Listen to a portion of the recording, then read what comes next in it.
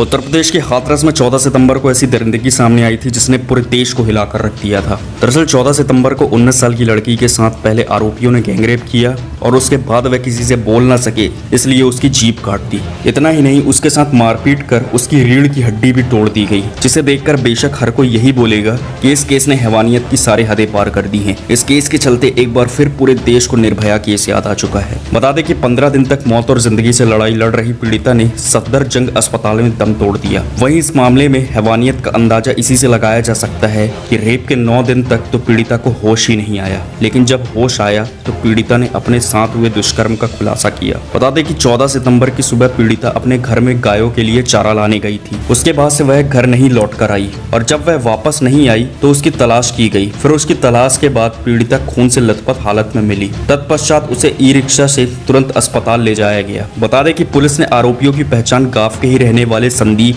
लवकुश, रामू और रवि के रूप में की है। सभी आरोपियों को गिरफ्तार कर लिया गया है और पूरा देश मनीषा के लिए इंसाफ मांग रहा है। लेकिन यहाँ सवाल यह उठता है कि प्रशासन और सरकार की तमाम कोशिशों के बाद भी रेप पर काबू नहीं पाया जा सका है। क्या इस तरह के लोगों को कानून का डर नहीं होता, या फिर हमारे कानून व्यवस्था का इस तरह के दुष्कर्मियों पर कोई प्रभाव ही नहीं पड़ता? क्या फांसी देकर दरिंदों को सजा देना ही पीड़िता को इंसाफ दिलवाना है? क्योंकि इन जैसे लोगों को तो उनके गुनाह की सजा मिलती है, लेकिन जिसके साथ दुष्कर्म कर उसे मार दिया जाता है या मरने की हालत में छोड़ दिया जाता है, उसे किस बात की सजा मिलती है? क्या कानून व्यवस्था या हमारा समाज ऐसा नहीं बन सकता जहां ऐसा करने की किसी की हिम्मत ही ना हो, जहां किसी निर्दोष को अपनी जान या स्वाभिमान गंवाना ही ना पड़े? सरकार तो पीड़िता को तमाम प्रकार के मुआवजा दे देती है, लेकिन क्या किसी की जान और स्वाभिमान की कीमत लगाई जा सकती है? ये एक बड़ा सवाल है। और आप सबका क्या विचार है इस बारे में? अपने नजरिए कमेंट कर बताएं। मिलते हैं अगले वीडियो में।